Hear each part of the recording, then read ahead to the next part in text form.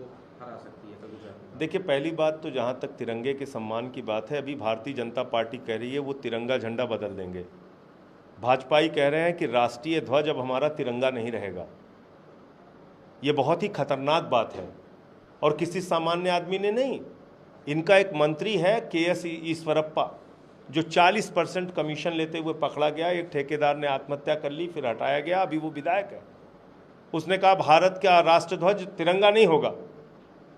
अब तिरंगा झंडा भारत का राष्ट्र ध्वज नहीं होगा, अब यहाँ का झंडा होगा भगवा झंडा। तो आप भारत के तिरंगे को ही बदल देंगे? 130 करोड़ हिंदुस्तानियों की पहचान को बदल देंगे आप? तो इसलिए तिरंगा शाखाएं अलग अलग जगहों पे आयोजित की जा रही हैं उत्तर प्रदेश में, और हमने 10,000 शाखाएं बनाने का लक्ष्य रखा है।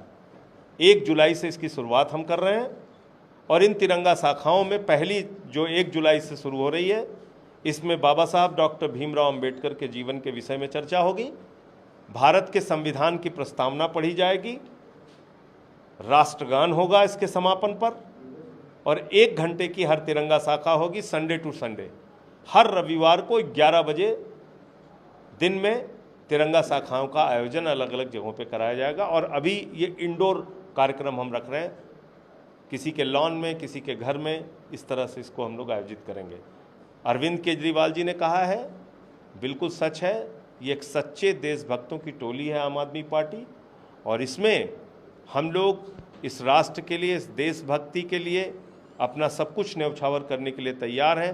राष्ट्रवाद और देशभक्ति के सही मायने क्या हैं वो हम इन शाखाओं के माध्यम से पहुंचाने का काम करेंगे। कंडेम किया था इसको, उसके बाद बीजेपी की तरफ से एक ऑफिशियल रिलीज प्रवक्ताओं के लिए जारी हुआ है, जिसमें कहा गया है कि वो बोलते समय अपनी गरिमा का ध्यान रखें और कोई भी लाइन ना क्रॉस करें।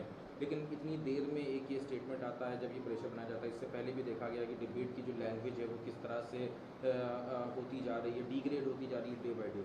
देखिए, जो एक पार्टी ही डिग्रेड है, उनके प्रवक्ताओं की भी लैंग्वेज डिग्रेड होगी।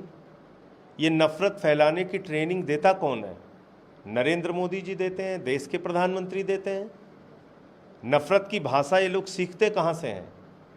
प्रधानमंत्री से सीखते हैं, भारतीय जनता पार्टी से सीखते हैं। गलती करे भारतीय जनता पार्टी, माफी मांगे भारत, ये तो नहीं हो सकता।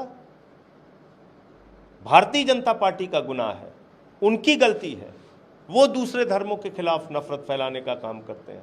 पूरे दुनिया में नरेंद्र मोदी जी ने भारत की इंटरनेशनल बेइज्जती कराई है। हमारे राजदूतों को बुला के अपमानित किया जा रहा है, कहा जा रहा है माफी मांगो, माफी मांगो। किसकी वजह से? भारतीय जनता पार्टी की वजह से, नरेंद्र मोदी जी की वजह से। तो पूरे दुनिया में आज भारतवर्ष का सर अगर झुका है तो नरेंद्र मोदी जी की वजह से झुका है। आज 75 वर्षों की आज़ादी में जितना अपमानित मोदी जी ने भारत को किया, इतना किसी देश के प्रधानमंत्री ने नहीं किया। जिन लोगों पे उन्होंने कार्रवाई की, उनके पक्ष में भी तुरंत बहुत सारे बीजेपी के नेता खड़े रहे हैं, उनके पक्ष में बयान देते रहे, और अभी भी अलग अलग तरह की भाषा इनके यहाँ से निकल कर आ। पक्ष की बात करते हैं, उसी पक्ष क्रम में प्रोवाइड करा दी है, जिसमें उन्होंने बताया कि उनको जान को खतरा है। मैं तो एक बात ये कहना चाहता हूँ कि आप लोग ऐसी भाषा बोलते क्यों हैं जो समाज में विघटन डालने का काम करे, जो दूसरे धर्मों का अपमान करे। अब मोदी जी कह रहे हैं ये फ्रिंज एलिमेंट है, तो इन फ्रिंज एलिमेंट को पाल के किसने रखा है? नेशनल टीवी चैनल्स पे जाते कैसे हैं ये लोग? ये प्रवक्ता कैसे बने हुए हैं तुम्हारे? ये फ्रिंज एलिमेंट, फ्रिंज एलिमेंट को आप लोगों ने पाल के रखा है, और जब वो फंस गए तो अब आप कह रहे हो कि नहीं साहब ये तो फ्रिंज एलिमेंट है। तो ये फ्रिंज एलिमेंट कोई अलग से नहीं पैदा हुए, ये इन्हीं लोगों ने फ्रिंज एलिमेंट पैदा किए हैं। आखिरी सवाल है, जिस तरह की लॉ एंड ऑर्डर की भी आपने बात करी प्रेस कॉन्फ्रेंस में, उसके बाद अभी भी बात कहा, आज उसी में आरएसएस के यहाँ पे जो ऑफिस है उसको धमकी मिली बम से उड़ाने की, लखनऊ में केस भी रजिस्टर हुआ। उसके बाद जो मुख्य अभियुक्त है उसको तमिलनाडु से यूपी ATS और लखनऊ पुलिस ने गिरफ्तार किया है। लगातार इस तरह का जो माहौल है वो बनता आ रहा है, चाहे वो नहीं होना चाहिए, नहीं होना चाहिए। विविधता में एकता भारत की विशेषता। हम लोगों को मिलजुल के रहना है। एक दूसरे के खिलाफ नफरत फैलाएंगे, हिंसा फैलाएंगे, वो अच्छी बात नहीं है, वो अच्छी बात नहीं है। चाहे मुस्लिम धर्म के खिलाफ हो, चाहे हिंदू धर्म के खिलाफ हो, चाहे आरएसएस के खिलाफ हो, चाहे किसी और पार्टी के खिलाफ हो, चाहे बीजेपी के खिलाफ। हिंसा से हमें क्या हासिल हो जाएगा?